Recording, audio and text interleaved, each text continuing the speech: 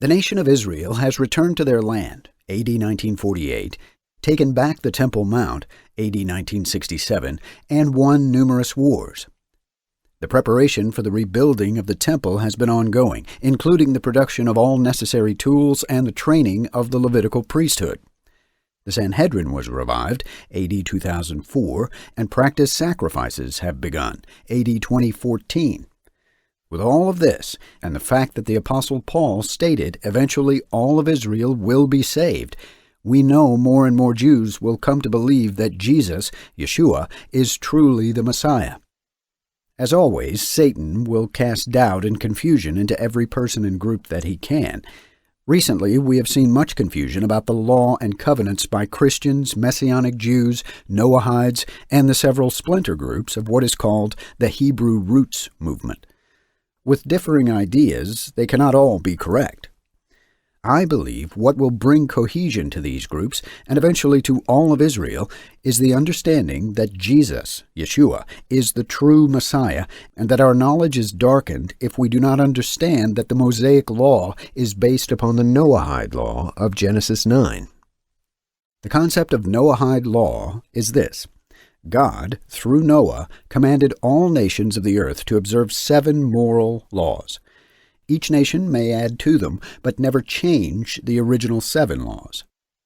One of these laws was not to commit blasphemy, but instead to listen to and follow the teachings of the prophets, as much as Gentiles are allowed to. This succession of post-flood prophets started with Noah and his covenant, recorded in Genesis 9. All nations were to wait for God to create a special nation, Israel, with special laws, ceremonies, and a priesthood.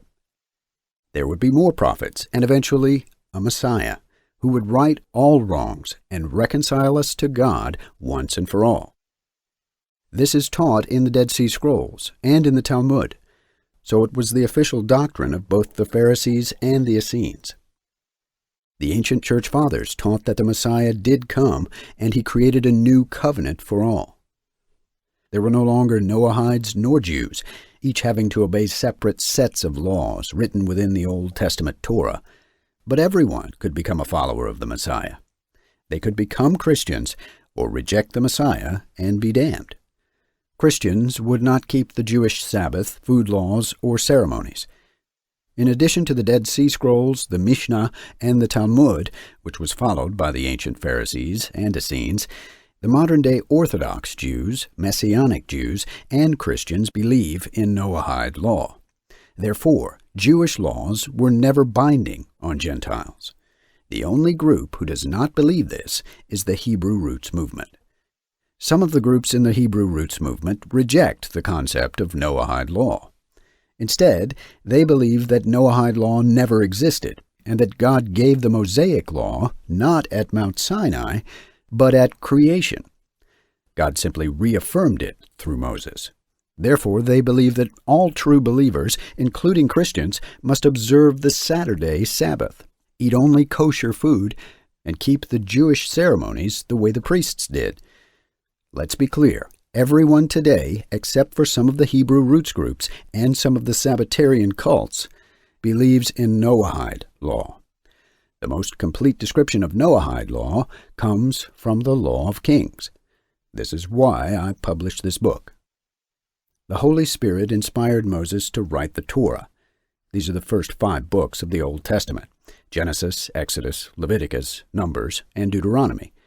Genesis is mainly history. The other 4 contain some history and detail the law that God gave to the nation of Israel through the angels and Moses. To get a full understanding of the law, we need to look closely to discover to whom the passage is speaking.